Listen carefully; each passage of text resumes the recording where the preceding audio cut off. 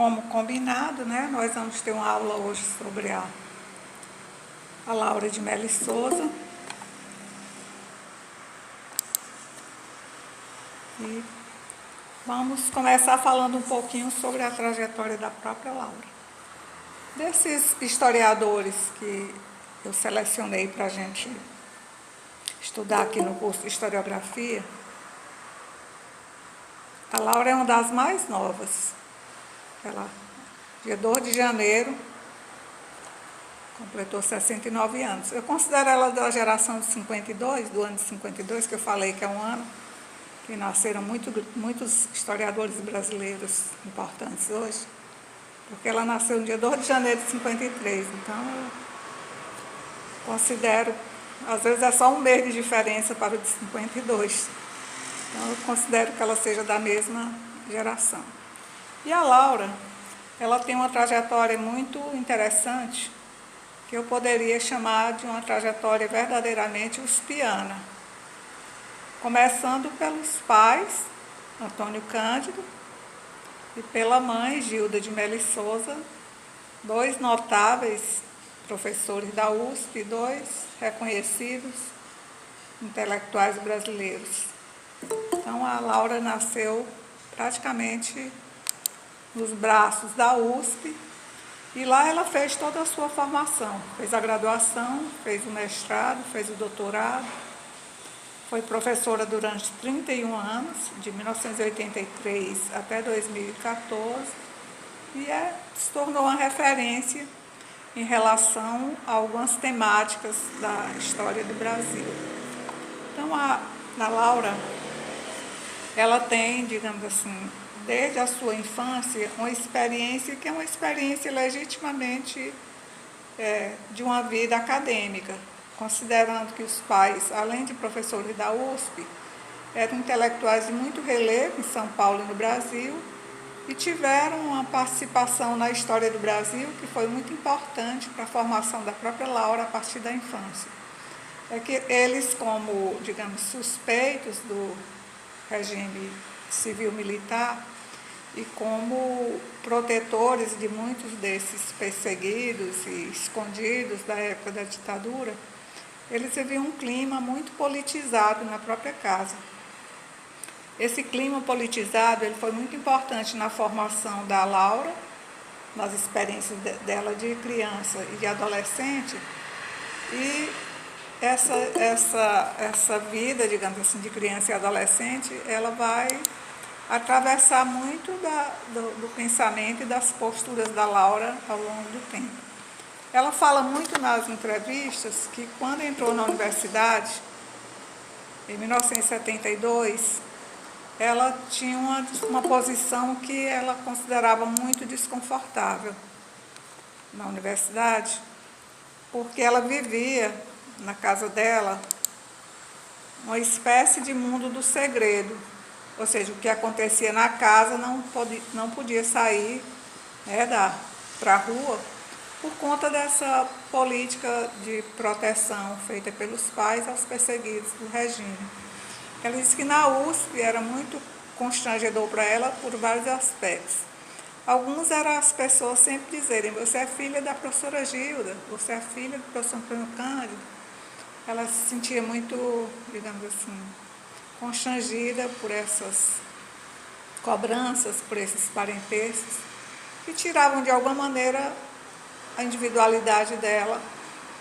E segundo, porque no momento em que ela fez a graduação e após, até mesmo quando ela terminou o doutorado, na USP, no Brasil, nas universidades brasileiras, de modo geral, se vivia um ambiente que era um ambiente de muita desconfiança mútua, um ambiente em que havia sempre representantes do governo para fazer a observação das aulas, do comportamento dos alunos, para fazer as delações, eles estavam ali para isso, e era um ambiente em que o próprio pertencimento ao CA era de altíssimo risco.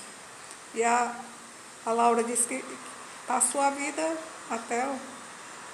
durante muito tempo, de uma certa maneira, digamos, tendo que levar em consideração que ela tinha que ser calada, discreta, porque não podia colocar em risco a família e as pessoas que eles protegiam, e, de uma certa maneira, sendo agredida pelos colegas que queriam uma performance mais vigorosa dela nos movimentos estudantis, nos movimentos sociais, que eram movimentos de recusa à ditadura militar. Então, nesse aspecto, eu às vezes acho uma analogia entre a própria vida de estudante da Laura e a vida de estudante do Nicolau Sevicenko, que também, como ele era oriundo de famílias que haviam sido expulsas da União Soviética por conta do regime político, ele também era muito cobrado e muito temeroso dessa participação direta através de sindicatos, movimentos estudantis e movimentos organizados. Então, a Laura sempre se remete a isso. E é bem interessante porque, para além dessa experiência dela como filha, né, como filha de professores vinculados à luta democrática e pertencentes à esquerda intelectual paulista, ela também tem experiências muito positivas que resultam desse pertencimento a essa família. Eu vou chamar a atenção aqui para dois aspectos. Um primeiro aspecto é a própria formação da Laura mesmo, como no ensino primário, no ginásio e no ensino médio, que ela fez quando estava em São Paulo, no Dante Alighieri, que é um dos mais importantes colégios de São Paulo, que é o Colégio dos Italianos, e onde se fala italiano. Então, a Laura teve, através dessa sua formação inicial, da sua primeira escolaridade, já o acesso à língua italiana, que se tornou muito importante no futuro dela como historiadora. Isso, por um lado. Muito embora a Laura,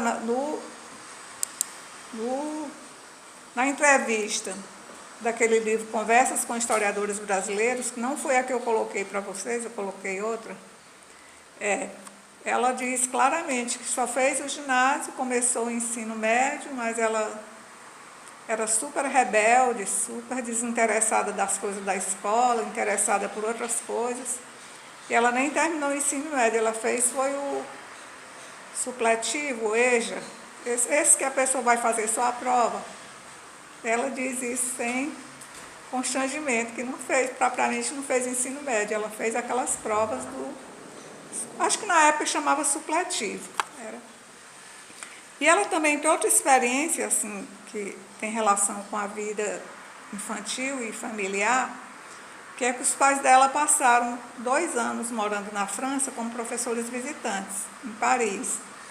Aí ela diz que os pais eram tão condescendentes com as filhas, eles poupavam tanto as filhas, que nesses anos que eles moraram em Paris, ela não estudou.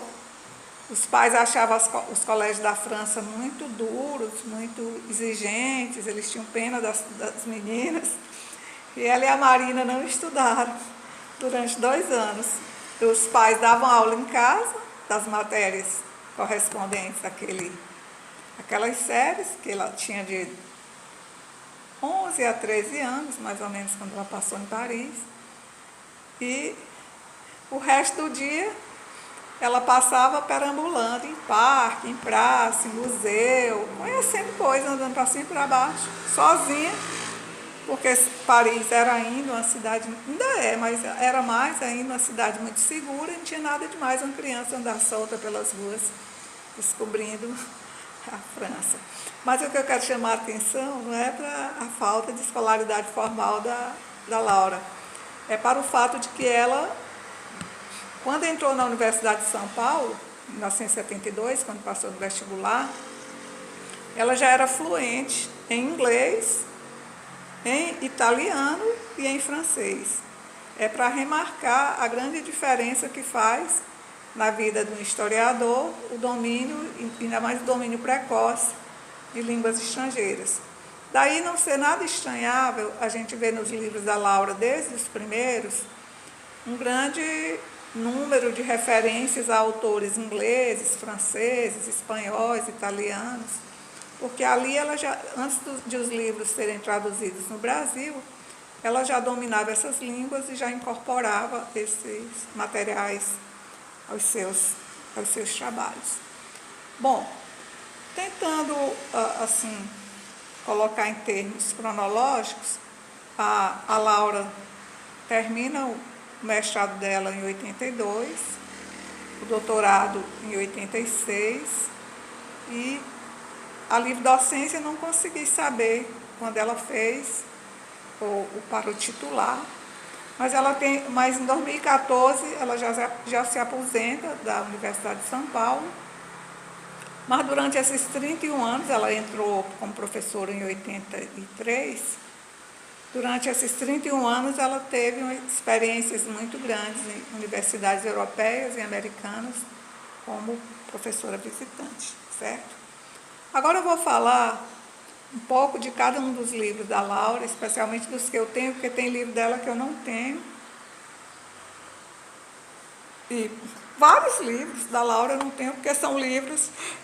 Agora eles estão mais fáceis de serem comprados, mas eram livros que eram esgotados muito rápido. Ela não é assim uma pessoa muito interessada em fazer novas edições, e às vezes os estudiosos ficam tanto carentes de ter acesso aos livros dela. Eu vou começar pelo primeiro livro da Laura que eu comprei e li. Vamos ver se eu botei aqui o ano em que eu comprei esse livro, 1983. Ele saiu em 81, se chama Opulência e Miséria das Minas Gerais. Nessa época, a Laura ainda se chamava Laura Vergueiro. Então, aqui é a Laura de Melo Souza, com o nome Laura Vergueiro.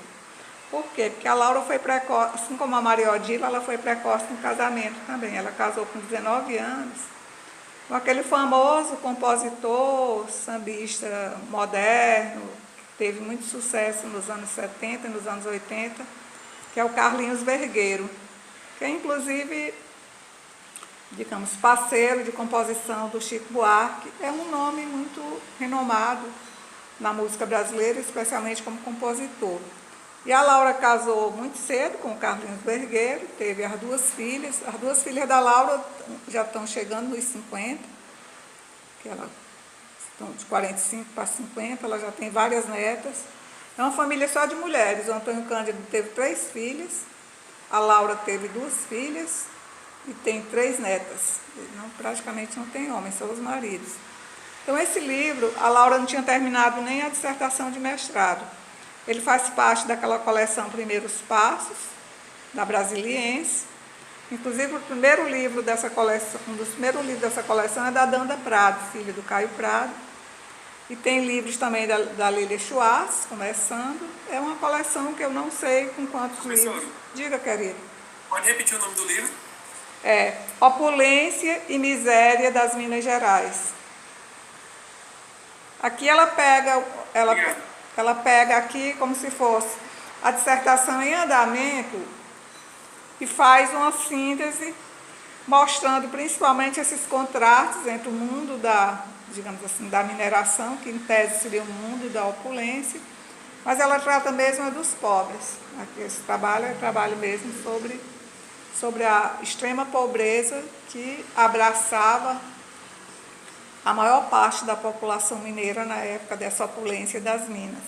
Aqui é como se fosse um pedaço da dissertação, que ela nem tinha concluído, que ela organizou para essa coleção Primeiros Passos e deu esse título e publicou em 1981. A primeira publicação é 81. Essa meu exemplarzinho, já um pouco encardido, ele é de 1983, ele é o número 28 dessa coleção Toda a História, mas aqui já é reimpressão, não é a primeira edição, não. É porque esses livros, eles eram quase de graça. Digamos que a preço de hoje fosse R$10, 12, era quase de graça. Então, o Caio Prado tinha essa política, e o Caio Graco e a Danda tinham essa política de fazer livros para todo mundo poder comprar e poder ler.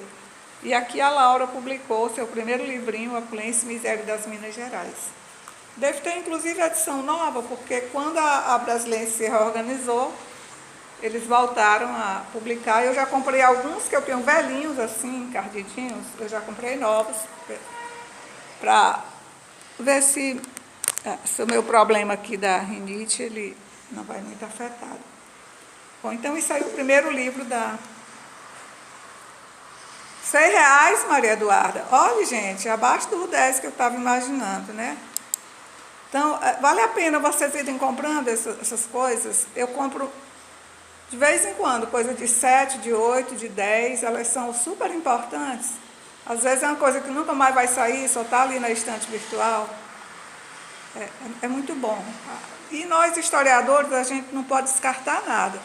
O que a gente pensa que hoje não é importante, amanhã é importantíssimo. Então vamos lá. Desclassificados do ouro, a pobreza mineira no século XVIII. Aqui é a dissertação de mestrado da Laura de Melo e Souza, defendida na USP em 1982. Em 1983 já virou livro. Essa aqui é a 5ª edição, certo? A 5ª edição que saiu por uma editora que é da Laura Escorel, que é a irmã dela, a irmã mais velha, Laura de Melo. Laura Escorel? Não, Laura... Sei que ela é Escorel. Vou já aqui olhar o nome dela, que ela é casada com um cineasta, aquele lá de sobrenome Escorel, que eu não estou também lembrando o nome dele. Ana Luísa Escorel, que é a irmã mais velha dela, tem uma editora chamada Ouro sobre Azul. Fez a 5ª edição desse livro, Os Desclassificados do Ouro, certo? A pobreza mineira no século XVIII. Esse é o livro da Laura de Melo e Souza de que eu mais gosto. E vou explicar por que eu acho esse livro super importante. Se vocês forem ler só um livro da Laura, eu sei que vocês já leram O Diabo e a Terra de Santa Cruz, pelo menos em parte. Mas leiam, se forem comprar, comprem leiam esse livro. Porque esse livro, ele é um livro especialíssimo por várias razões. Primeiro, ela termina essa dissertação em 83, justamente naquele período em que a Maria Odília está lançando o livro Cotidiano e Poder, que nós vimos na aula passada, em que o Nicolau, no final de 81, havia terminado literatura como missão, e que o Ronaldo Waifas estava também começando a produção dele, que era um momento da historiografia brasileira em que estava acontecendo a absorção daquelas tendências novas da historiografia europeia, que vinham, na verdade, do final dos anos 60 e tinham atravessado os anos 70, e que se voltavam para uma categoria muito genérica, muito ampla, que era a categoria dos marginalizados.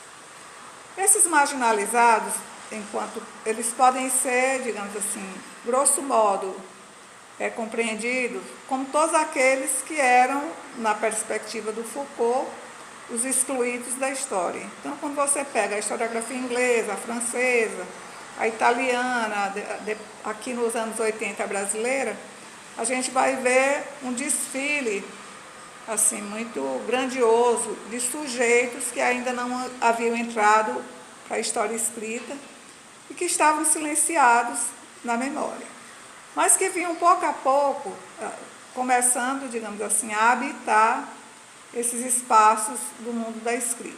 E aqui eu vou chamar a atenção para alguns poucos livros e autores, para vocês terem ideia do quanto essa temática ela vinha avançando no mundo. Vamos começar pelos ingleses, que desde o final dos anos 50, eles estão estudando os personagens da história que estão à margem, estudando na perspectiva marxista heterodoxa, mas chamando a atenção para bandidos, revolucionários, para pobres.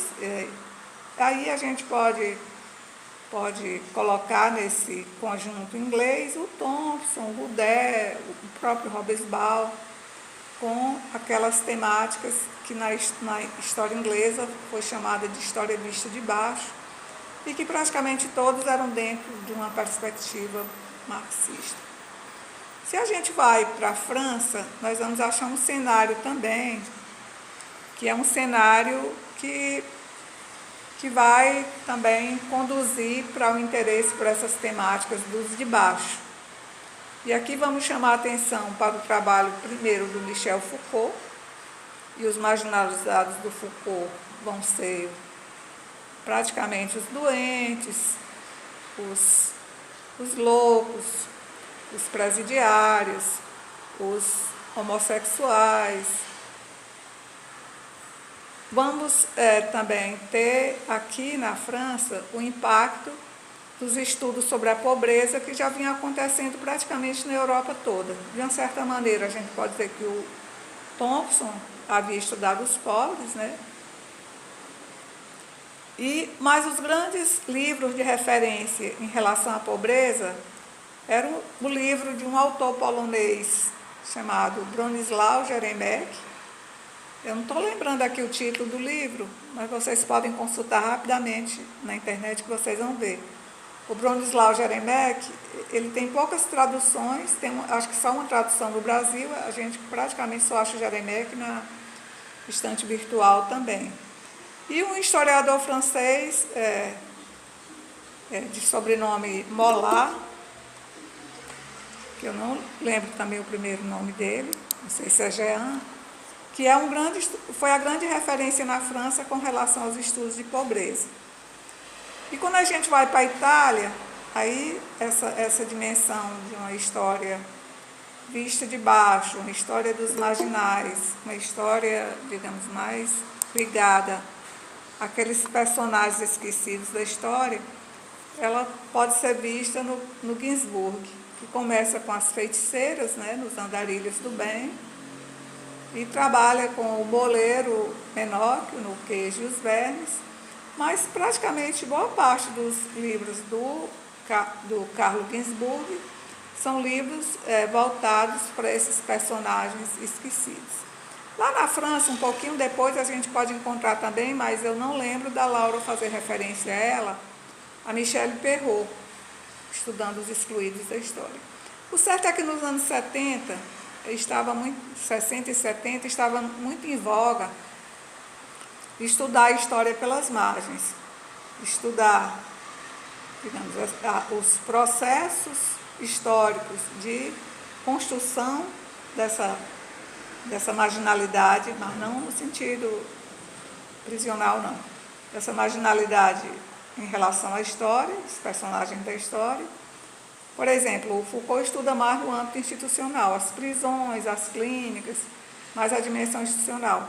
Mas muitos outros historiadores, nessa direção que a Laura anda, estudavam os próprios sujeitos, que eram esses sujeitos marcados pela exclusão, pela condição, digamos, social ocupada, ou seja, embaixo, né?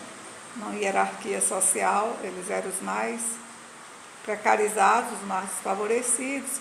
E quando a Laura elabora essa dissertação, que vira os desclassificados do ouro, ela é uma grande conhecedora já dessas bibliografias inglesas, polonesas, francesas, italianas, voltadas para essa discussão da miséria, da extrema pobreza, do que ela considerou, criando o próprio conceito dela de desclassificados. Ela nem chamou de marginalizados, nem propriamente de pobres, mas ela chamou de desclassificados, para dentro dessa conceituação dela abranger um mundo mais amplo das Minas Gerais no século XVIII. Eu considero que esse livro da Laura é o mais importante dela. Ela é nova quando ela defendeu com 31 anos, embora não seja nova para defender o mestrado não, mas 30 anos, mas para o fôlego, para a pesquisa, para a inovação, para a qualidade desse livro, é um livro assim, muito bom para essa maturidade inicial da Laura como pesquisadora. E foi desse livro que eu escolhi o capítulo que eu coloquei no Siga para vocês. Por quê? Porque ali naquele capítulo, a Laura vai fazer o que eu considero, que eu escolhi para vocês, né? Eu considero uma abordagem muito interessante em relação a uma questão que era muito nova, que ela colocou aí, que eu acho muitíssimo interessante, que é a questão da inutilidade, da utilidade dos inúteis. Eu não sei se vocês já viram alguma briga, especialmente de pai com filho, ou de patrão com empregado, você é um inútil. A Laura vai justamente mostrar a utilidade dos inúteis, como esses inúteis eles foram inseridos, aproveitados, foi achada uma utilidade para eles no período colonial. Especialmente ela está tratando dos inúteis, entre aspas, do século XVIII. Então é um capítulo assim, muito interessante. E no final da aula, o tempo que sobrar, eu vou voltar para ele, tá bom? Para a gente conversar um pouquinho sobre o conteúdo do capítulo que eu passei para vocês. Agora vamos adiante nos próprios livros. O Diabo e a Terra de Santa Cruz, eu acho que é o livro que vocês... Alguém poderia me dar um retorno, mesmo que fosse no chat? Eu acho que é o livro que vocês estudam em Brasil Colônia, provavelmente com o... Sim, nós estudamos ele, nós trabalhamos. O Diabo na Terra de Santa Cruz. Exato. O Diabo e a Terra, né? E a Terra de Santa Cruz. Aqui a tese de doutorado da Laura. A tese de doutorado é bem próxima da dissertação de mestrado do ponto de vista cronológico. Ela defendeu aqui o mestrado, acho que no final de 82, e aqui o doutorado ela defendeu em 1986. Ou seja, no auge daquele movimento que eu já falei para vocês em algum momento, que eu nomeei de A Virada Historiográfica Brasileira. Então, aqui é um livro também da virada historiográfica, assim como o livro do Nicolau Sevicento, que eu falei que era da virada avant la lettre, antes da hora, né? Antes dos outros. E a Laura fez o doutorado dela aqui já se aproximando mais da própria historiografia brasileira considerada clássica. Em que sentido? No sentido de que esse livro da Laura é como se ele fosse praticamente o Visão do Paraíso, do Sérgio Buarque de Holanda, virado pelo avesso, certo? Enquanto o Sérgio estuda os motivos edênicos da colonização, a Laura mostra aqui essa tensão entre colonização, um pouco de edenização, porque ela se baseia no livro do Sérgio Buarque, mas, sobretudo, como essas terras conquistadas, elas foram, do ponto de vista do imaginário, sendo cada vez mais transformadas em terras do diabo. Até o nome Santa Cruz foi perdido, né? E virou Brasil, que é uma mercadoria. Então, aqui ela mostra esse processo. É um livro que é considerado muito bom, mas eu li esse livro só uma vez, eu não simpatizei com ele, eu preciso ler de novo e perder meus preconceitos. Não é o livro favorito da Laura, não. Esse aqui, para mim, talvez porque eu também nunca achei o Visão do Paraíso, essas coisas todas. Mas eu acho que isso aqui também foi um momento meu, e eu tenho que voltar para esse livro, embora tenha sido o livro que eu usei nas outras capítulos, nos outros cursos que eu ministrei, mas depois que saiu essa edição dos Desclassificados, que eu fui reler, eu gostei bem mais dos Desclassificados, como uma contribuição mais importante da Laura. Esse livro da Laura foi o que fez a fama dela. Eu acho que é o livro mais lido dela, o livro mais citado. Eu não olhei ontem à noite no Google Acadêmico para ver o número de citações, se mudou alguma coisa, mas esse livro tem mais de 3.000 citações no Google Acadêmico, esse livro da Laura, pelo menos a última vez que eu vi. E é um livro em que, de uma certa maneira, ela recupera um diálogo mais intenso com a historiografia brasileira através do Sérgio Buarque, mas não é apenas isso. É um livro inovador do ponto de vista da temática e da metodologia, e um livro... Qual é, Maria Eduarda? 139? O diabo, é?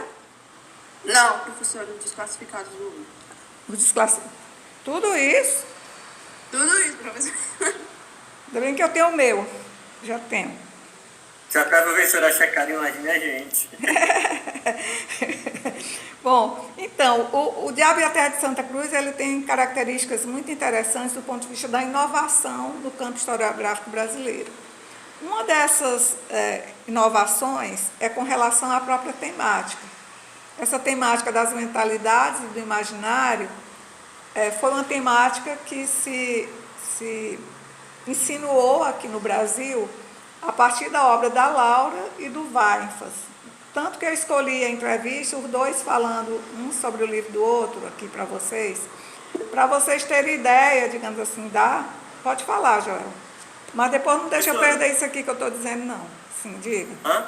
Sim, depois eu quero voltar para cá. Não, diga. Os estudos sobre a história da mentalidade também não começaram a ser estudados após o estudo do Sérgio Buarque, da Visão do Paraíso, que ele aborda também um pouco sobre as mentalidades, ou foi no sentido de aprofundar a discussão? Joel, é o seguinte, é porque em que pese o Sérgio Buarque ser considerado hoje o historiador mais importante do Brasil, ele não era lido. Entendi. Não sei se vocês lembram que eu falei para vocês que, de uma certa maneira, essa fertilidade editorial e de crítica e de recuperação de escritos, de propaganda, foi a Laura que começou nos anos 80. Quando a Laura fez esse livro, O Diabo e a Terra de Santa Cruz, e o Inferno Atlântico, ela tomou, digamos assim, como uma missão trazer o Sérgio Buarque para o proscênio. Então, o Sérgio Buarque como objeto de leitura, ele é a invenção dos anos 80. É porque uma coisa é a excelência do livro. Outra coisa completamente diferente, que é isso que eu quero mostrar para vocês no curso de historiografia, é que o livro, para nós, a importância dele é do ponto de vista do como ele é lido, quando ele é lido, quanto ele é lido, como ele entra nas universidades, ou seja, como e quando ele se torna um produto de consumo, que vai fazer a nossa cabeça. Porque o livro pode ser o melhor livro do mundo, se ele ficar dentro de um instante e ninguém lê, ele não existe. É essa coisa que eu estou querendo mostrar, que o Visão do Paraíso foi a tese do Sérgio Buarque para entrar na Universidade de São Paulo, mas assim, ela foi lida por meia dúzia, entendeu? Não era um livro que as pessoas nem valorizavam, que aquele tempo era o tempo da economia, dos conceitos de desenvolvimento, de dependência, da CEPAL, certo? Eram os autores que lidavam com a economia, que estavam com gosto. O Sérgio Buarque não, é um fenômeno dos anos 80 também, do Caio Prado também, porque era historiador da área de economia, né, de Celso Furtado e tal. Então, voltando aqui para a localização da Laura como um livro renovador da historiografia brasileira. Em primeiro lugar, essa discussão acerca das mentalidades. Era a discussão que vinha dos anos 70 na França, que estava muito na moda, o conceito de mentalidades. Depois esse conceito vai mudando para conceito de imaginário. Hoje a gente não fala nem numa coisa nem na outra. Os dois conceitos, eles são considerados superados, a gente fala hoje em representação. O conceito de representação é o que é mais utilizado hoje. Mas na França havia um conjunto de historiadores da chamada terceira geração dos Annales, que havia se tornado, digamos assim, os historiadores mais importantes do mundo europeu, que era o Jacques Le Goff, com seus estudos sobre o imaginário medieval, era o Jean Delimot, com a História do Medo no Ocidente, que está muito em gosto agora, o livro História do Medo. Era o Michel Beauvais, com os estudos sobre a morte, sobre os inventários, sobre os testamentos, sobre as religiosidades no mundo moderno. Era o Philippe Ariès, com a História Social da Criança e da Família. Ou seja, havia, na França especialmente, um grupo muito forte de historiadores, todos ligados aos Annales, a terceira geração. O próprio Ladurie,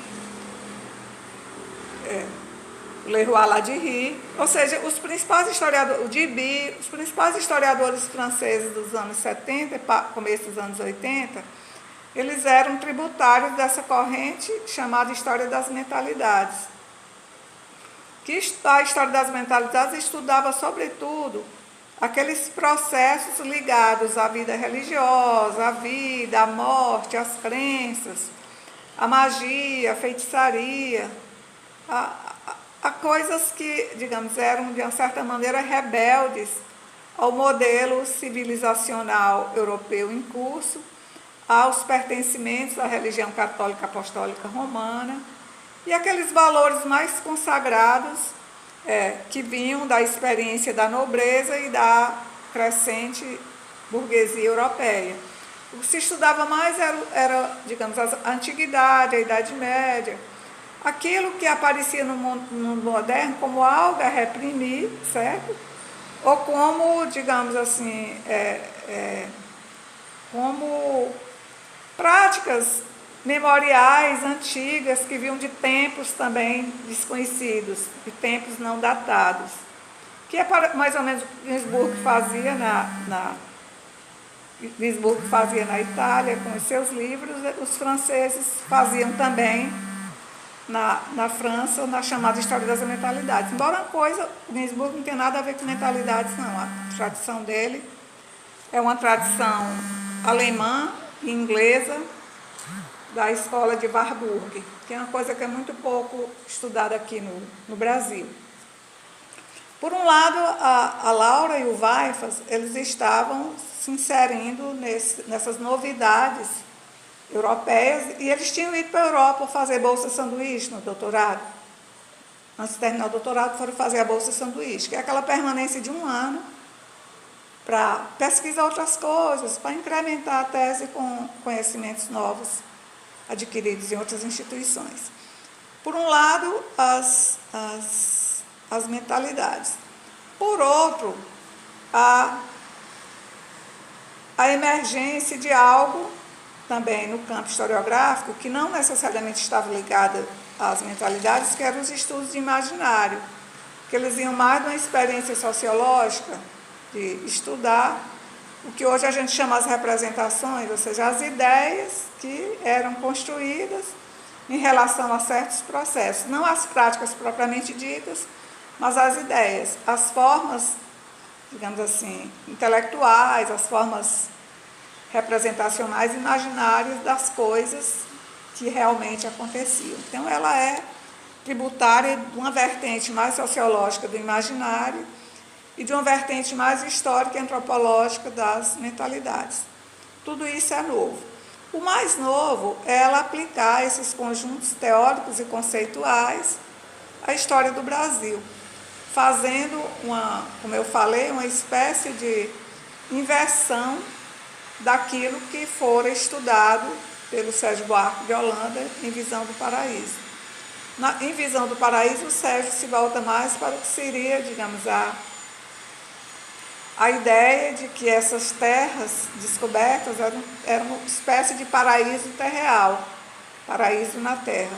E a Laura estudando de uma maneira mais tensa, mas olhando as contradições, os paradoxos, estudando o que seria a demonização da terra. Ou seja, quando chega aqui a expedição do Pedro Alves Cabral, eles acham que ali é o paraíso, as mulheres estão nuas, os homens estão nus, a terra é grandiosa, mas cada vez mais a ênfase passa a ser dada no pecado.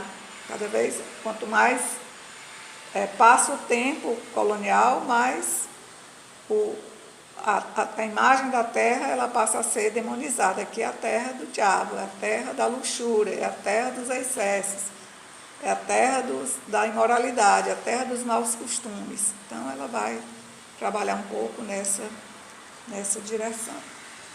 Bom, esse eu acabei de comprar. O que eu tenho a dizer sobre ele é muito pouco, porque esse livro estava esgotado ele é de 2006, chama O Sol e a Sombra. Esses livros da Laura de Melo Souza são literalmente raros, professor. A gente não acha no Amazon, não. Quando acha, é um preço. Não, raros e caros. Esse aqui foi R$ 86, esse livro. Eu só comprei porque eu preciso, mas eu acho muito dinheiro para um livro só, R$ 86. Aí, dependendo, ainda tem o frete, né? Então, o Sol e a Sombra, eu tenho há muito pouco tempo, eu inclusive tirei o plástico dele agora para poder abrir aqui para vocês, que eu queria ler pelo menos assim, alguma coisinha dele. Então, o que é esse livro? Esse livro ele representa uma guinada muito grande na trajetória da Laura enquanto historiadora.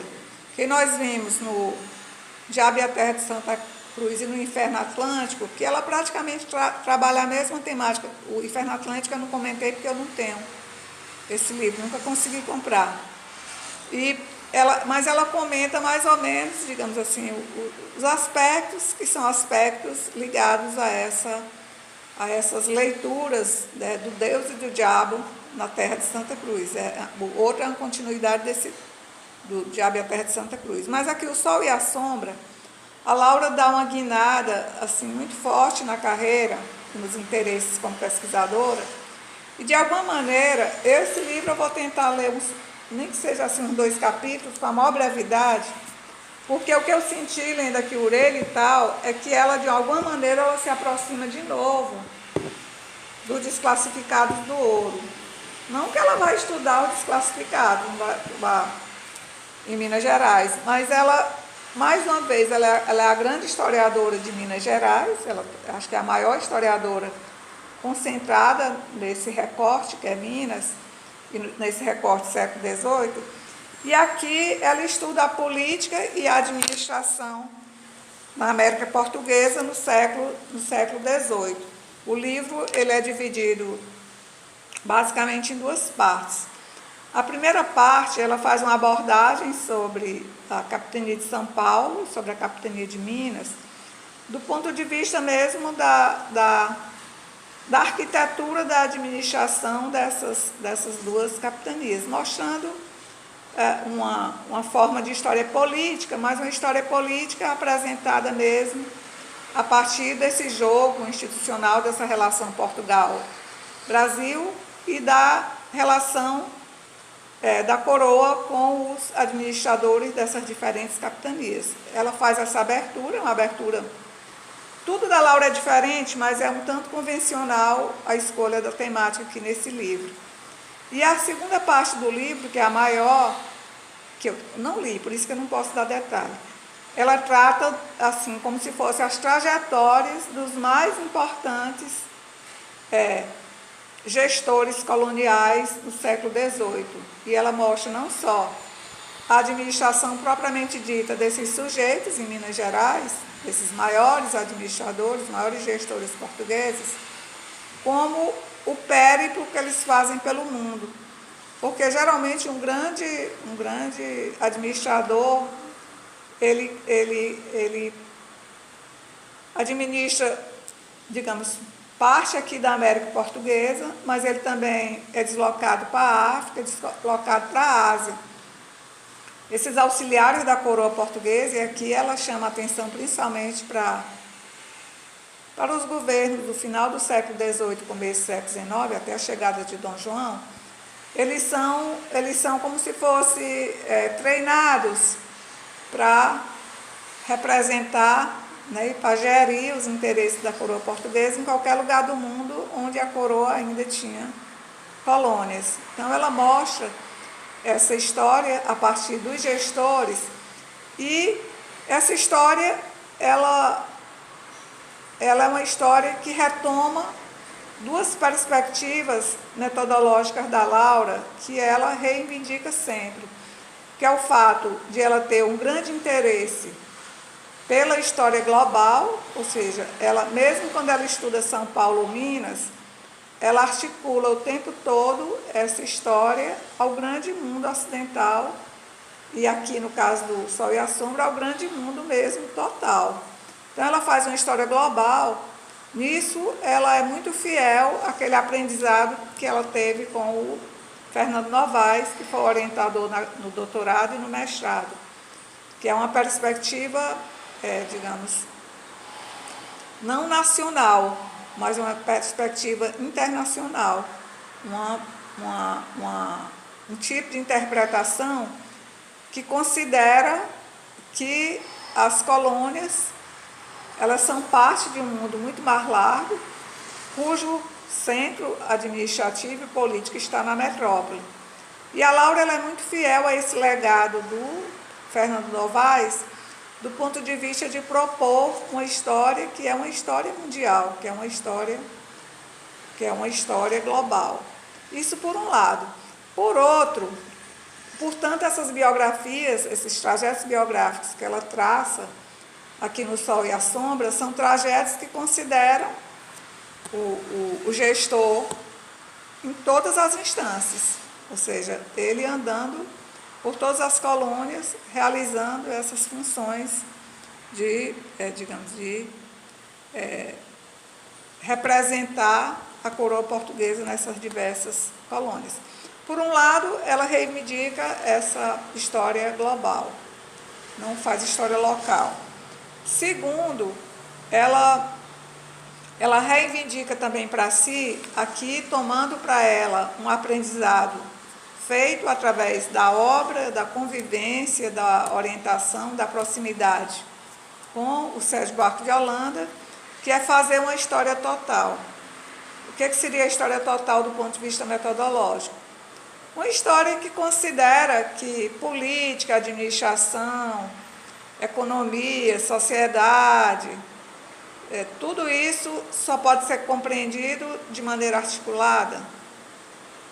Ou seja, lembre quando eu dei aula sobre o Sérgio Buarque de Holanda, eu disse que ele era ao mesmo tempo historiador, geógrafo, antropólogo, e que os grandes historiadores, geralmente, eles não fazem uma história de uma esferazinha limitada, de um processo deslocado do seu conjunto. Não é, digamos, uma história local, individual e segmentada. A Laura reivindica para ela também, sobretudo com relação a esse livro, essa ideia, e também com os desclassificados, essa ideia de que a história só pode ser compreendida como história mesmo, numa perspectiva de colocar na mesma narrativa, na mesma explicação, no mesmo discurso, na mesma tentativa de compreensão, as dimensões históricas, geográficas, sociais, políticas, etc., antropológicas, etc. Então, ela não faz uma divisão dentro daquela perspectiva que eu até falei para vocês que era muito comum nos anos 60, 70 e até 80. Sou de história social, sou de história econômica, sou de história política, sou de história demográfica.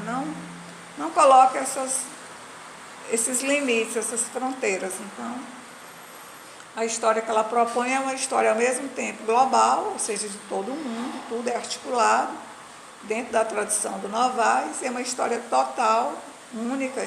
Na França, eles chamam história toute courte, que a gente pode traduzir só história, é história, não é história aos pedaços, não.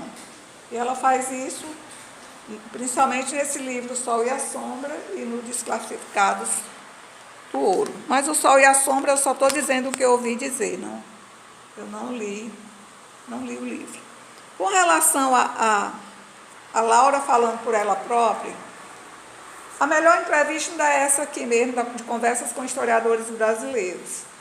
Eu só não coloquei essa entrevista porque eu queria fazer um link entre a Laura e o Waifas, que nós vamos tratar na próxima aula, para vocês já irem ganhando um pouco mais de intimidade com esses anos 80, do ponto de vista das amizades, das sociabilidades, das trocas intelectuais, das relações até pessoais que remarcaram esses conjuntos de historiadores durante os anos 80. Quando eu falei do Nicolau, eu chamei a atenção para o grupo da Maria Odila.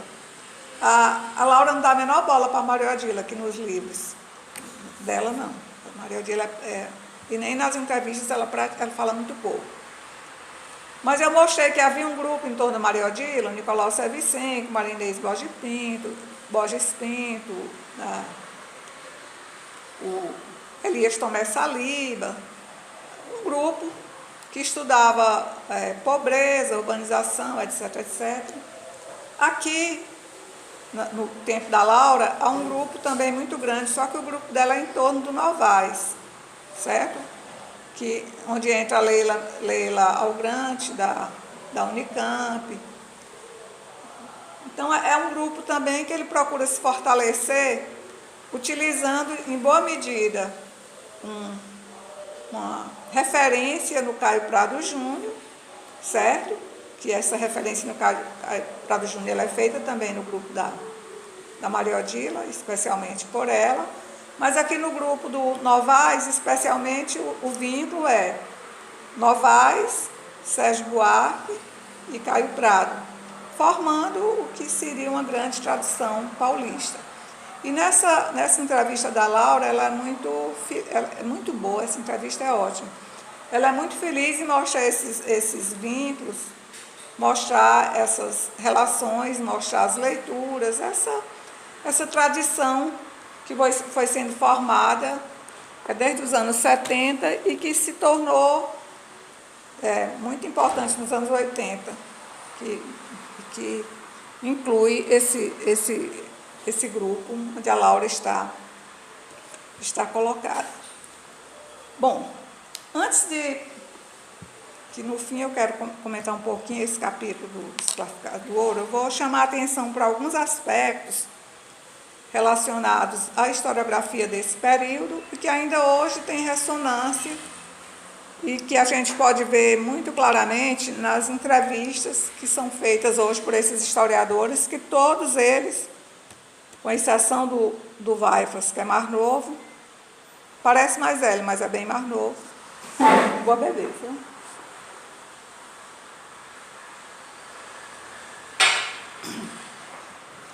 Ainda tem grande repercussão na historiografia brasileira hoje.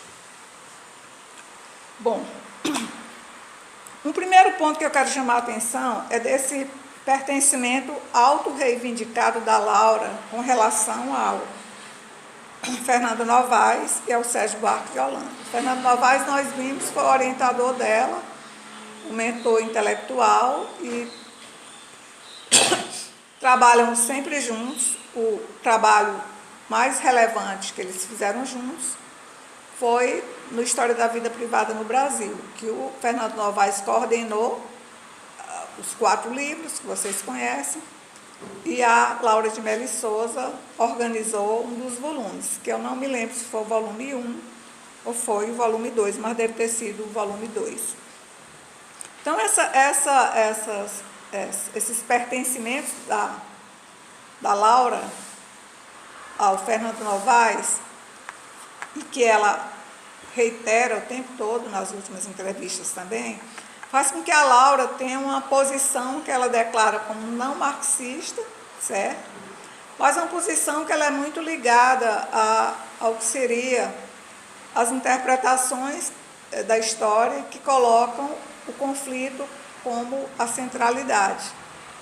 A última entrevista da Laura que eu assisti foi aquela do ano passado, 2021, que eu não sei se o Dalton mandou para os alunos, mas ela fez uma live lá de Paris, e eu assisti a live, e de vez em quando eu escuto também aqui no YouTube, em que ela disse que nunca foi marxista, embora orientada pelo Fernando Novaes, mas que de uma certa maneira ela assimilou aquelas grandes linhas de interpretação, e que agora, ela lá, mais madura, né, já com quase 70 anos, ela disse: se existe algo que a gente pode dizer que é lei da história e que vale para todos os tempos e para todas as sociedades, é que a mudança da história é feita mesmo pelo conflito. Ela vai dizer que tem se voltado para procurar compreender não só os grandes conflitos, mas os pequenos conflitos, não só o conflito que seria de uma classe para outra classe, mas os conflitos interclasses, os conflitos entre os sujeitos.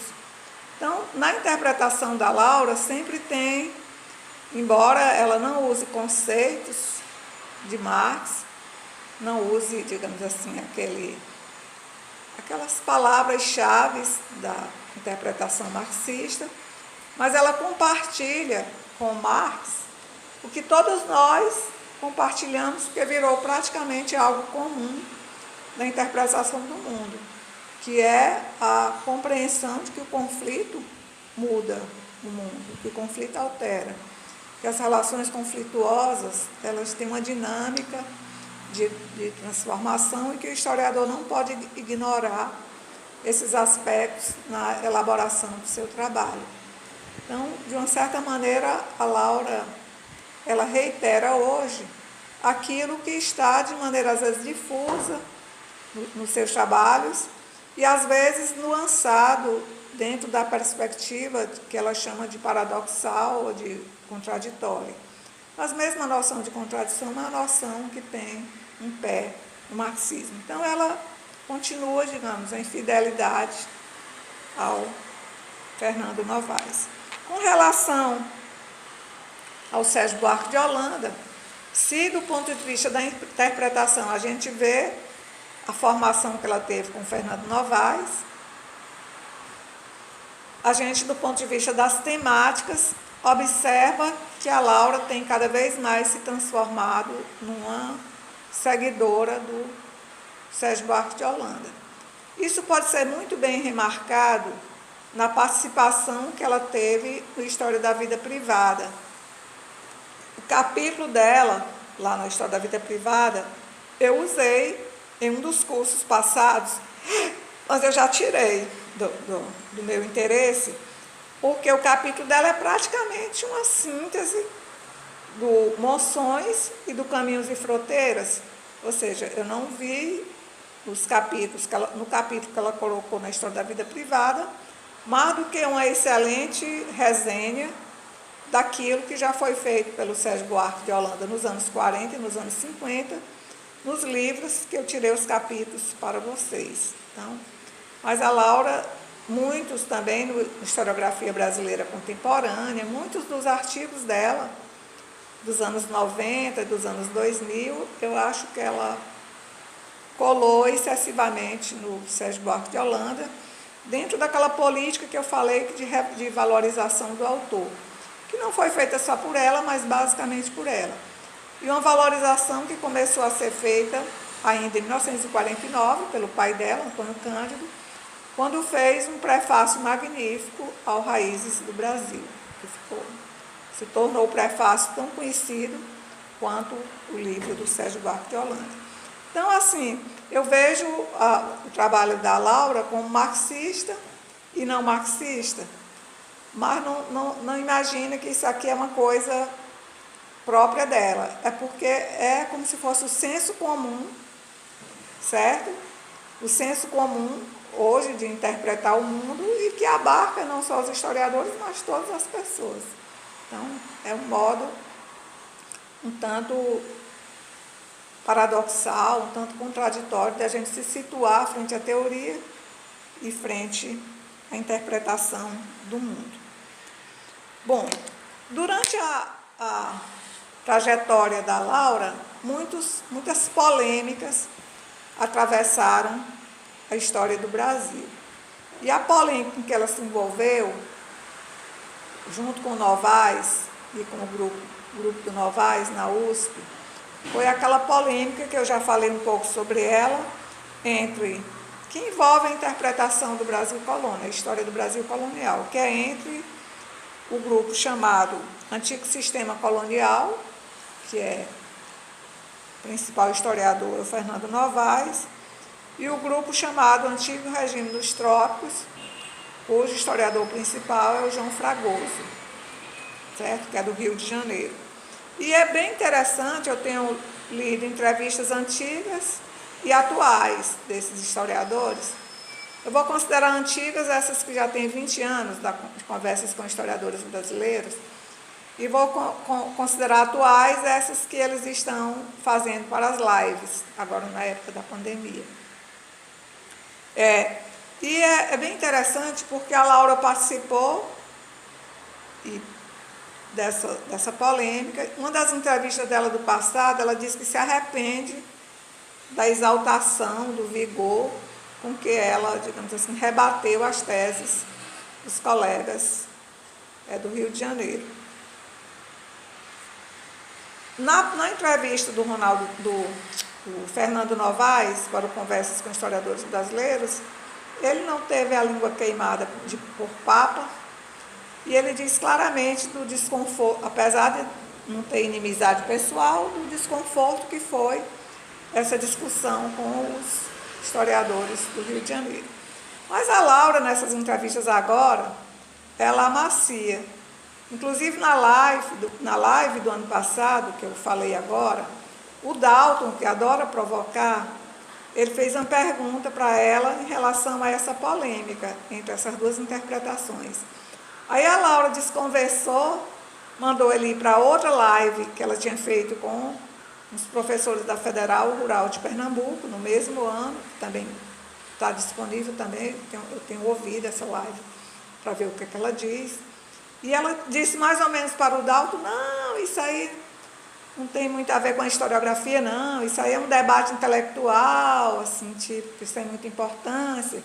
E esse debate foi feito pelos seguidores, tipo, os amigos do Novar defenderam, os amigos do João Fragoso do Manolo defenderam e tal. Ela dá uma desconversada e minimiza, mas isso não é muito mínimo, não, especialmente nos anos 90, quando esse grupo do Rio de Janeiro, ele apareceu interpretando a colônia numa perspectiva bem diferente das interpretações paulistas, especialmente do modelo do Fernando Novaes. Fernando Novaes naquela dimensão do Caio Prado Júnior, de comércio externo, de acumulação fora do Brasil, de importância maior do mercado externo, de sentido da colonização, todos aqueles aspectos que nós vimos no Caio Prado e que foram seguidos, aprofundados, né, e sofisticados pelo Novaes na tese de doutorado dele.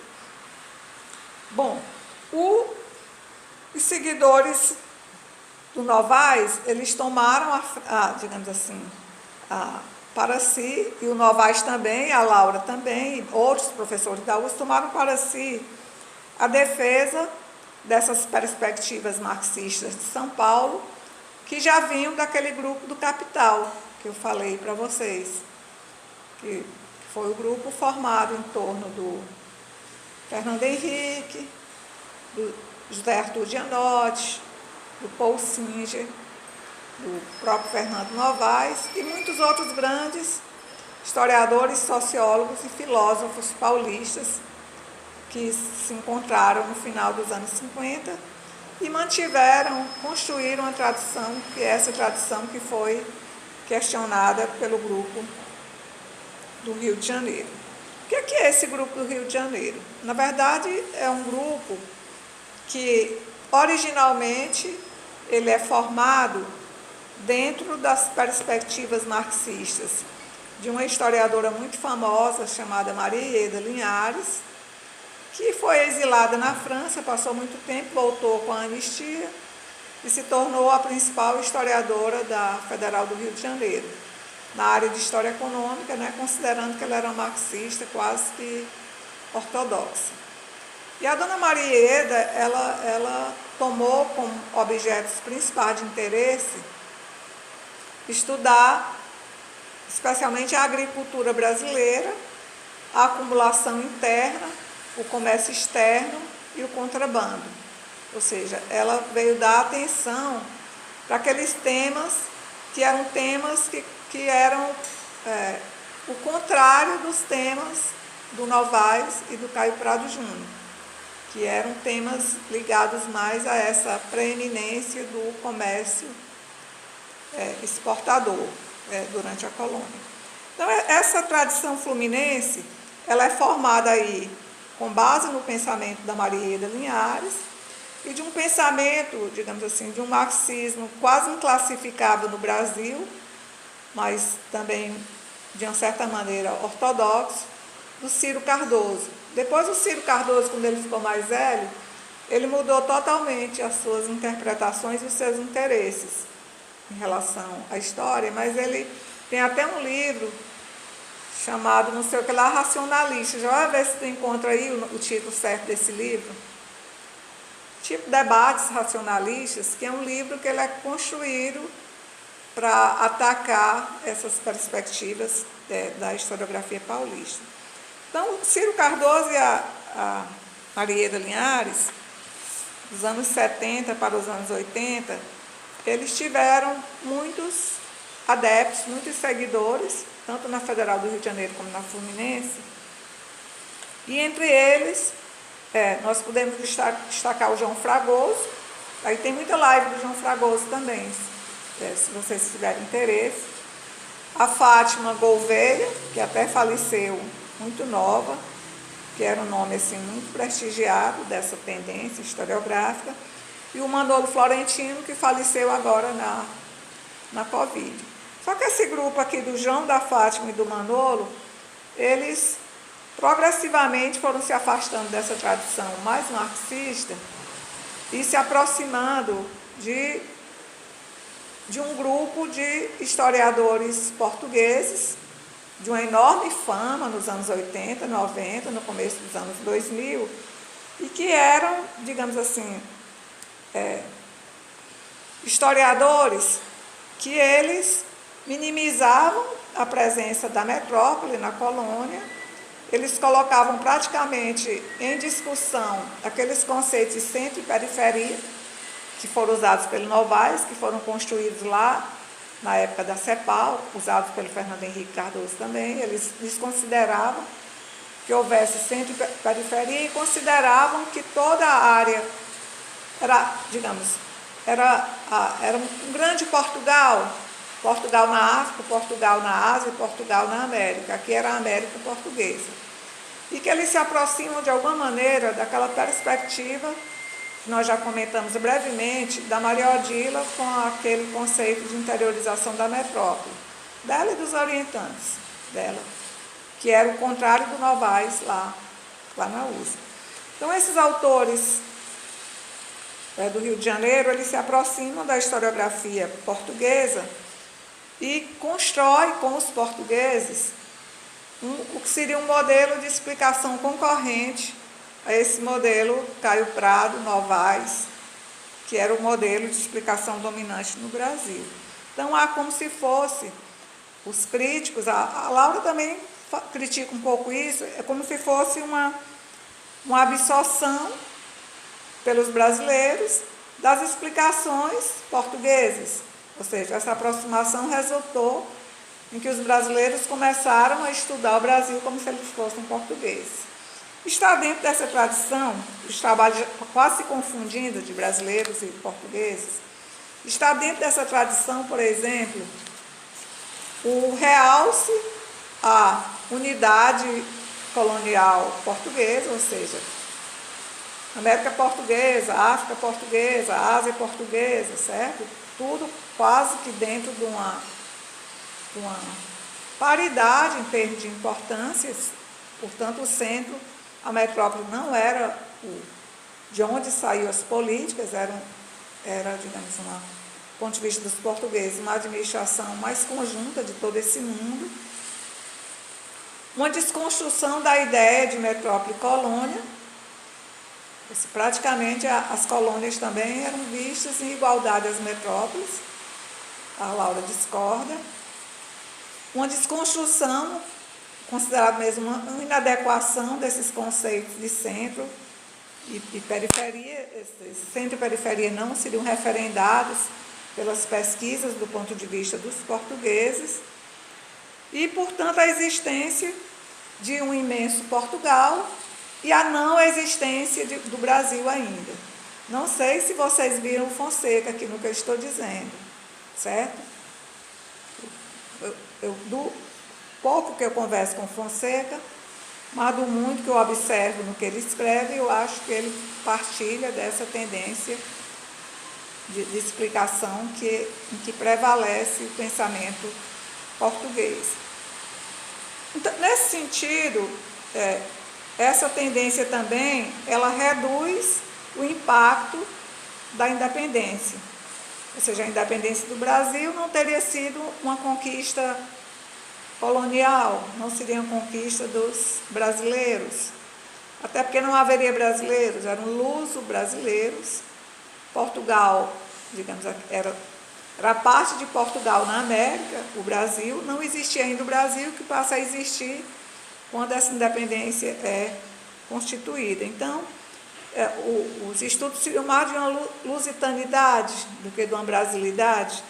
Esses estudos, eles também desconstroem aquela ideia que vem lá do Capistrano de Abreu, de existência de um nativismo, de uma formação incipiente da nacionalidade com a expulsão dos holandeses, etc. Reduz também o impacto da conjuração mineira, Tiradentes e todos os seus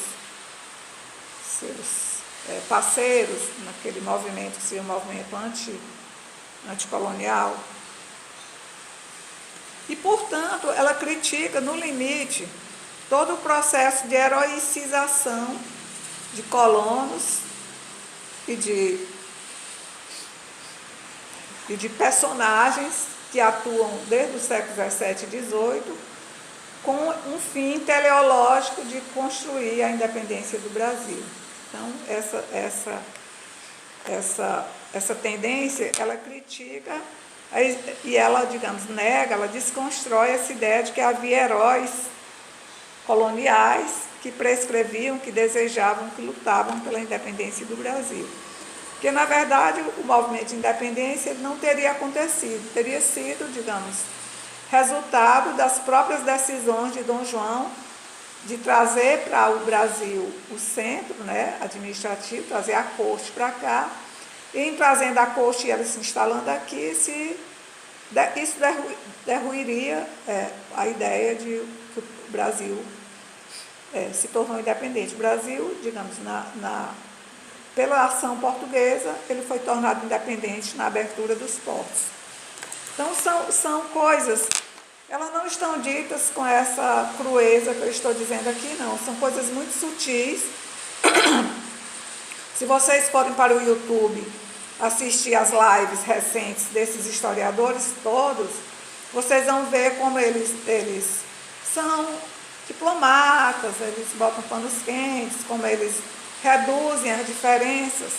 Mas quando a gente vai para os livros das épocas, a gente vê que as diferenças são bem perceptíveis, elas são bem claras, dá mesmo para a gente ver operando as duas noções de Brasil colônia, as perspectivas sobre independência, etc.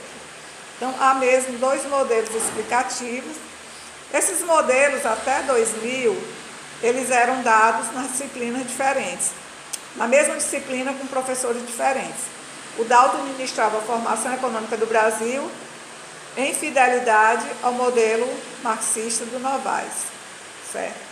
O Pedro Vilarinho ministrava a formação econômica do Brasil, outra turma, em fidelidade ao modelo do João Fragoso, da Fátima e do Mandolo, certo? Ou seja, dentro mais dessa perspectiva, ligada de maneira mais indireta do que direta, também às perspectivas da Maria Odila, desde o primeiro texto dela de 1972. Basta vocês estudarem a interiorização da metrópole. Inclusive, esse de título de livro virou uma espécie de modelo conceitual, que toda coisa que a gente bota interiorização da metrópole se expandiu, hoje está significando muitas coisas. Bom, como fica a Laura nessa discussão? Porque sempre ela é perguntada sobre isso, ela sempre responde, a impressão que eu tenho é que ela se incomoda um pouco com essa questão, até porque ela é muito amiga desses.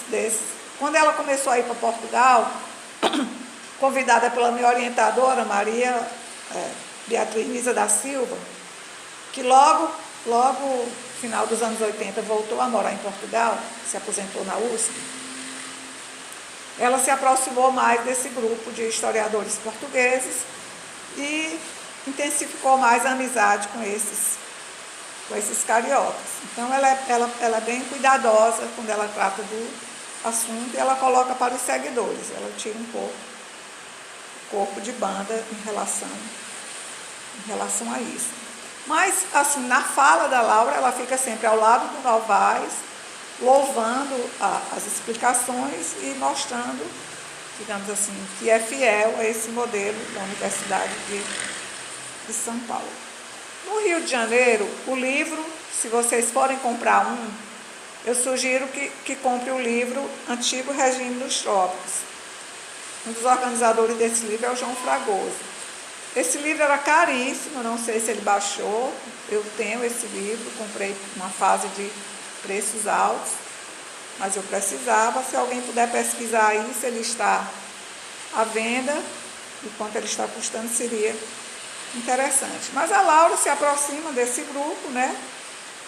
Hoje ela é muito criticada por essa aproximação, ela tem que se justificar, porque ela foi acusada de trair a USP.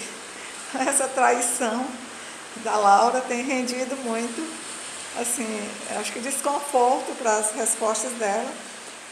Mas em uma das entrevistas que eu li, ela chega a se penitenciar pelos arroubos juvenis, pela maneira como ela defendeu o grupo da USP, e diz que hoje ela jamais se comportaria daquele modo quando ela era jovem.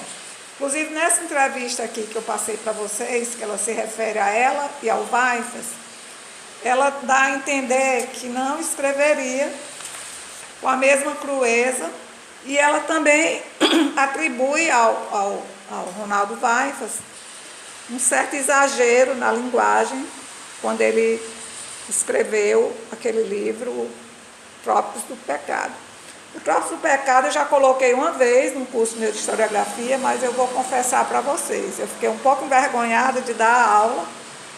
O livro é muito sensual, muito sexual, muito assim para a minha geração, embora ele seja da minha geração, seja da minha idade, mas ele é muito livre na fala dele. Eu fiquei com tanta vergonha que eu tirei. Assim, aqui vão os pudores das gerações. E a Laura disse que jamais escreveria, digamos, com aquela crueza, com aquela sinceridade, com aquela transcrição mais exagerada das fontes inquisitoriais e tal, e ela mais ou menos diz que o Weifers exagerou também. Tanto que eu não vou colocar o Trópico dos Pecados para vocês, não. Eu vou escolher, ainda não sei exatamente o que eu vou colocar, mas eu vou escolher uma coisa mais, um pouco menos sexual do Weifers para a gente comentar na aula. Agora vamos conversar um pouquinho sobre os desclassificados do ouro. Esse restinho de tempo vai ser para ele. Bom, quando a Laura começou a fazer esse livro, ela se deparou inicialmente com uma grande dificuldade de natureza conceitual. Porque quando foi para o conceito de pobres, é um conceito muito difícil de ser aplicado, e ao mesmo tempo é um tanto difícil a gente localizar os pobres na pesquisa empírica do século XVIII. Era o que ela achava inicialmente. Depois ela fez aquilo que todo historiador deve aprender a fazer, que é uma leitura a contrapelo, ou seja, a documentação oficial está te dizendo uma coisa, mas nas entrelinhas você pode ver um contradiscurso, você pode ver outros sujeitos, outras interpretações, outras possibilidades de enxergar aquele passado. E a Laura, ela estava muito incomodada quando ela estava fazendo o livro com esse conceito de marginal, que do ponto de vista dela não era um conceito excessivamente aberto e que caberia tudo. Por exemplo, no conceito de marginal poderia caber aqueles insurgentes resistentes do Thompson, poderia caber os bandidos do Hobsbawm, certo? Poderia caber os insurgentes de todas as revoluções, poderia caber os loucos, as prostitutas, os prisioneiros do Foucault, poderia caber um moleiro, digamos assim, diferenciado como o Menóquio, poderiam caber as feiticeiras, as mulheres, digamos, que reivindicavam os seus direitos, praticamente toda a historiografia europeia que utilizava esse conceito de margem e de marginal, ela dizia respeito a sujeitos diferentes, a situações diferentes, a perspectivas teóricas diferentes. A Laura disse que não se sentiu à vontade para aplicar esse conceito quando ela começou a estudar essa temática para as Minas Gerais. Uma temática que era muito temerária, e ela diz, antigamente ela não dizia, ela só dizia, um grande historiador brasileiro me disse para largar esse tema, que esse tema seria inviável, porque não havia material empírico para sustentar. Esse grande historiador brasileiro, agora ela já nomeia, foi o Sérgio Buarque de Holanda. O Sérgio Buarque não foi professor dela, mas era amicíssimo do pai dela, e como eu falei, a infância da Laura foi metida na casa do Sérgio, na casa dos grandes historiadores da USP, considerando que o Antônio Cândido era, digamos, parte, componente desse pequeno grupo que estava sempre reunido nas sociabilidades domésticas, por conta da amizade pessoal e também na própria instituição. O outro também, grande historiador, que também não foi professor dela, porque já tinha se aposentado, foi Eduardo de Oliveira França. Se vocês lembrarem desse nome, ele foi orientador do Novaes, no tese de doutorado do Novaes. E o Eduardo de Oliveira França também foi categórico. Saia desse assunto, que esse assunto não rende uma dissertação. Aí a Laura disse que é muito teimosa. Quando dizem que não dá certo, ela vai atrás. Aí ela se motivou com essas observações do Eduardo de Oliveira França e do Sérgio Buarque, e mesmo estando com filha pequena, eventualmente grávida da segunda filha, quase recém-casada, e passando ainda por aqueles primeiros momentos da vida adulta em que ela tinha que trabalhar, a Laura foi professora primária e ajudava nas pesquisas dos outros professores para sobreviver, e mais a bolsa. Ela não era sustentada pelos pais, não, era ela e o marido, bem jovens, ela casou muito nova, que tinham que dar conta, casaram e tinham que dar conta da sua família. E ela disse, enfrentando muitas dificuldades, pegava o ônibus em São Paulo, ia para Belo Horizonte, passava a noite viajando, ia para Belo Horizonte, depois para Mariana, e passou vários anos pesquisando, principalmente nos arquivos de Belo Horizonte e nos arquivos de Mariana, né, para conseguir documentação para fazer esse livro. Ela diz, vendo a impropriedade do termo marginalizados, ela pensou em construir um outro conceito que revelava não só as hierarquias que dividiam a sociedade colonial, mas também incorporavam uma espécie, não é palavra dela, é minha, uma espécie de dimensão imaginária, que era aquilo que habitava a mente dos mais elevados, né, dos de cima, em relação a esses de baixo. E esses de baixo, eles não eram apenas pobres, eles eram miseráveis e eles eram desclassificados socialmente. Ou seja, ela pega aí não só a condição econômica, a condição de sedentarização, de pertencimento a uma classe, a uma raça, a um estrato social, mas ela pega também a maneira como as pessoas hierarquicamente superiores, a sociedade mais elevada, ela vai nomeando, ela vai atribuindo características, ela vai classificando esses pobres e destituídos de honra. Então, o que a Laura vai estudar são aqueles sujeitos que estão, digamos assim, compondo a sociedade, mas compondo no lugar mais precário dessa sociedade. Então, são prisioneiros propriamente dito, são criminosos mesmo, ela considerando que os crimes são de pequena monta, são coisas às vezes atribuídas até para fazer um recrutamento, são os sem família, são os filhos bastardos, são aqueles que não estão sedentarizados numa fazenda, são aqueles que vivem de bico, de prestação de pequenos serviços, são pessoas bêbadas, são pessoas que não estão vinculadas a qualquer grupo. Então, ela vai dizer que esses são os chamados inúteis da sociedade. E o que ela vai fazer? Ela vai tentar estudar de que maneira a sociedade colonial, estabelecida estabelecida, mas ao mesmo tempo em grande movimentação nas Minas, e a própria coroa portuguesa vai procurar agregar, utilizar, dar sentido e buscar alguma utilidade na vida desses inúteis. E é muito interessante, por isso que eu gosto muito desse livro, é porque a Laura vê uma coisa e vê cedo, né, aqui na dissertação de mestrado, há 40 anos atrás, né, ela vê não só um problema, que é o problema de pesquisa, que é sobre a utilidade dos inúteis, mas ela vê também na documentação fragmentária e nessa documentação que ela vai permitir ver a mobilidade desses sujeitos e a maneira como esses sujeitos vão sendo canalizados para certas operações, certas funções, ela vai ver uma funcionalidade da sociedade por baixo mesmo, vista por baixo. Porque ela vai, assim, mostrar, ela usa até letras de A a F, mas eu não decorei não. Eu vou falar aleatoriamente, vocês vão ver no texto e organizar. Em que situações esses inúteis poderiam ser úteis?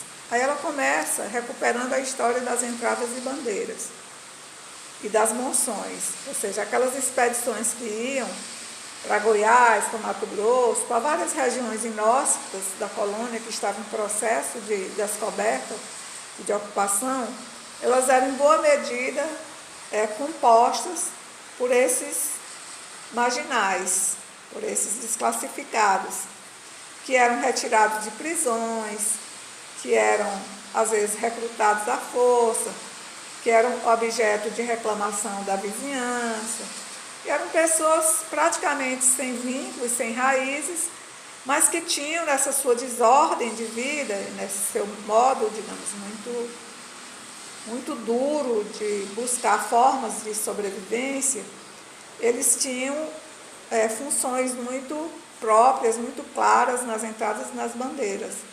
Eles eram remadores, eles eram carregadores de mercadorias, eles eram, digamos, utilizados na luta contra os indígenas. Então, as entradas e as bandeiras e as monções, elas foram, de uma certa maneira, tirando essas sobras sociais que incomodavam as populações estáveis e levando para funções em que eles tinham, durante esses trajetos, trabalhos a realizar, funções a desempenhar, e que eles não fariam a menor falta se no caminho eles fossem sendo dizimados pelos índios, ou se afogando, ou morrendo de doença, ou em uma briga particular. Isso ainda funcionava como uma limpeza da sociedade que tirava de circulação esses indivíduos perniciosos. Então, ela começa pelas entradas e bandeiras, depois ela vai para os presídios. O que eram os presídios? Presídio não é cadeia, como a gente entende hoje, não.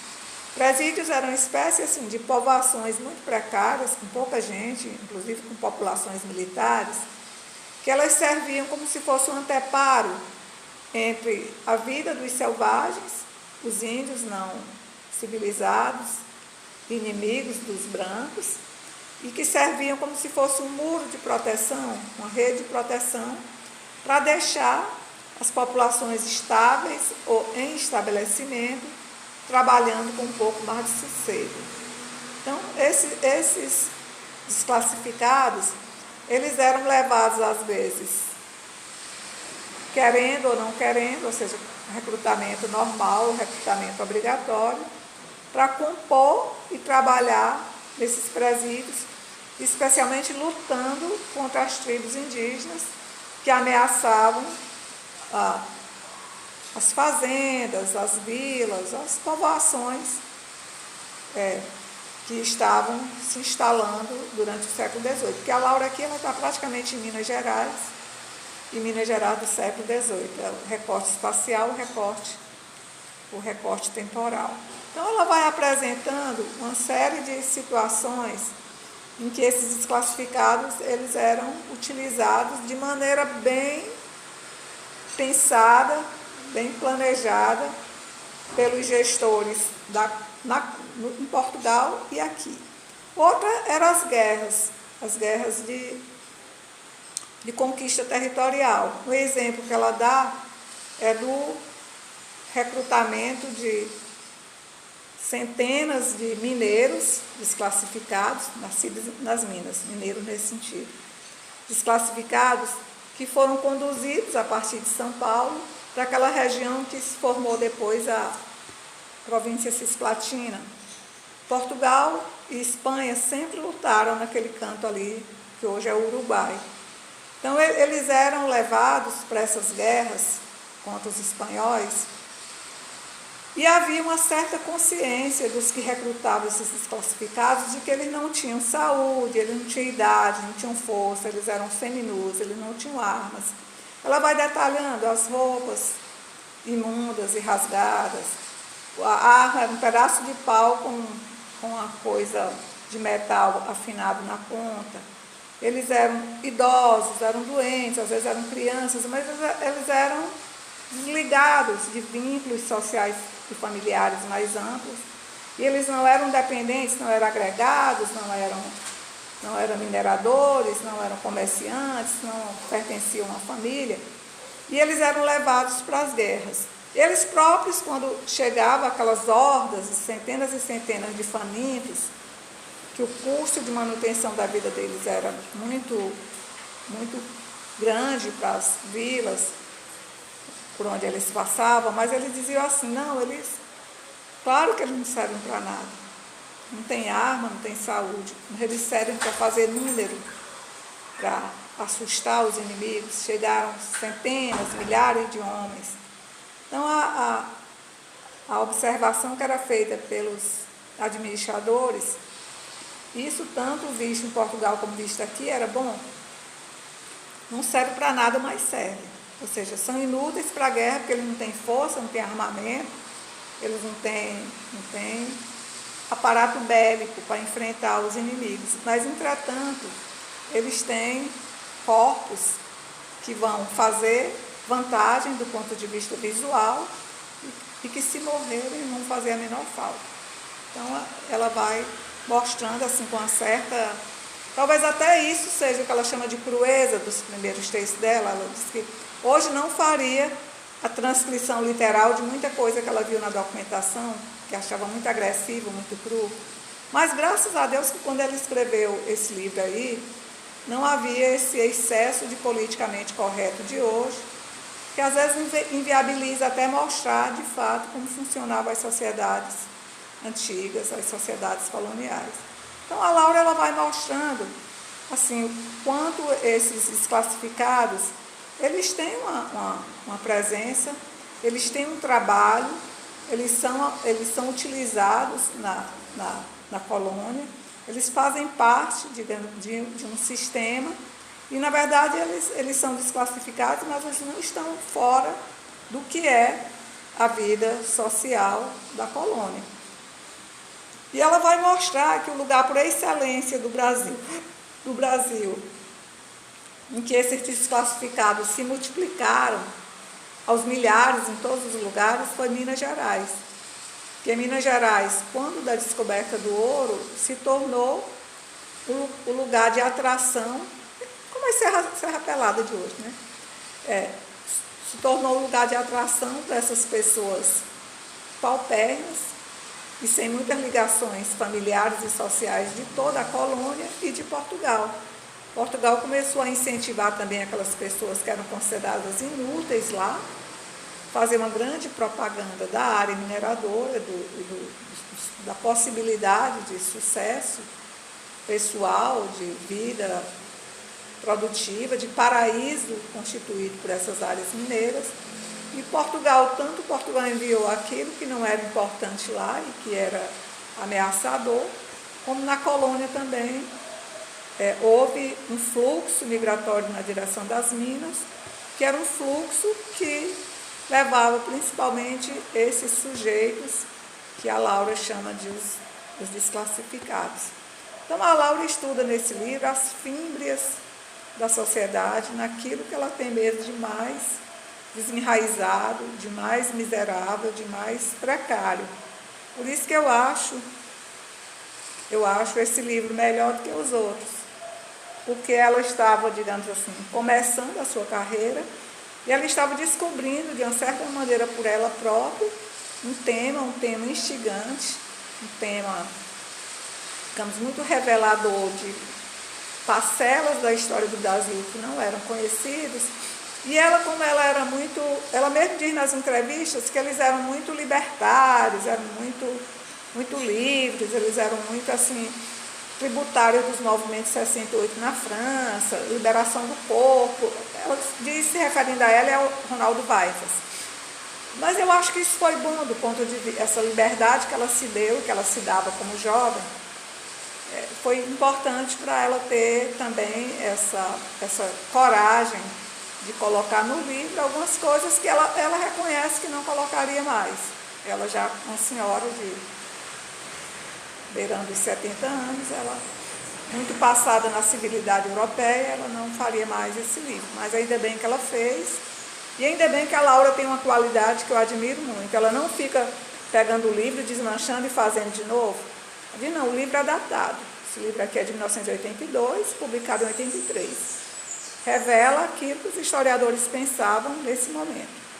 Então, o livro é bom porque ele não passa por revisão, só revisão ortográfica, revisão normal, porque a língua portuguesa vai mudando várias coisas, teve a reforma ortográfica, mas ela não mudou o conteúdo.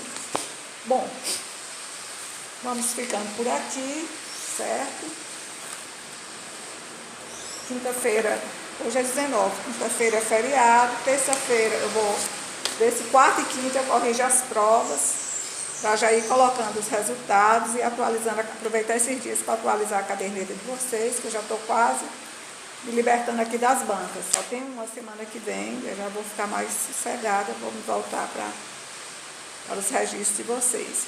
E vou colocar, provavelmente quinta-feira, que eu ainda vou ler assim rapidamente as coisas do Waifas. Só é certo que eu não vou botar o trópico dos pecados mais, porque eu também sou passada na civilidade e levo muito a sério aquele pudor que nós estudamos lá no Norte de Elias, certo? Então, vamos lá para a chamada. Alexandre. Presente. Ana Beatriz. Saiu, né? Ela botou aqui no chat. Ah, João Vitor, respondi sem nem ter olhado para aí, viu? Ashley. Presente, professor. Bárbara. Presente. Camille. Presente. Delcimeire. Presente. Gabriela. Gabriela, cadê você? Vocês viram a Gabriela, gente? Giovana. Presente. Ellen. Presente, professor. João Vitor. Presente. João Vitor Melo. Presente. Joel. Presente. José Ângelo. Presente.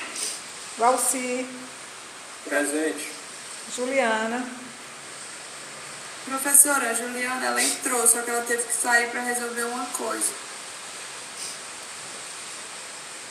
Lara. Cadê a Lara? Presente. Presente aqui. Lena. Presente. Maria Eduarda. Ah, foi Ela a está presente, ela está sem a... Certo. A Thelma, cadê a Thelma? Tá, a Thelma está ali. Paulo Presente, Neto, professor. também. Pablo. Gente, cadê o Pablo? Não me lembro do Pablo hoje, não. Ah, tá ali. Pablo. Juan. Presente, professor. Cecília. Presente, professor. Gente, próxima aula, Ronaldo Waifas, tá bom? Eu vou procurar uma entrevista dele que eu não tenho Vê se eu acho uma entrevista mais atual, porque no ano 2000 ele não estava ainda entre os historiadores mais importantes, mas agora ele está. Vou procurar um texto, até quinta-feira eu mando, tá bom? E aqui já vou, a partir de amanhã, já vou me voltar para as provas de vocês, para dar o resultado mais breve e atualizar a caderneta, tá bom? Costuma ter as olhadas, as provas foram Hã? boas. Nem olhei, imprimi, estou com 2 pacotes aqui para do computador, porque eu não gosto nem de me alegrar nem me preocupar antes da hora, Joel. Entendo. Não, porque se eu ficar... Não, eu vou ter 2 dias para corrigir e vou usar esses 2 dias. Mas quando eu estiver corrigindo, eu estou só corrigindo. Eu não faço outra coisa nesse dia, entendeu? Quando eu estou preparando a aula também, eu só estou preparando a aula. Senão, porque é muita coisa diferente. Então mistura muito, tá bom? Então, gente, bom almoço. Obrigado. Bom feriado, professora. Estudem bastante aí nos feriados. Não fiquem só feriando, não. Só feriando, não. Até mais. Tudo de bom. Tchau, professora. Tchau. Até terça. Até. Tchau, professora. Bom dia. Bom dia.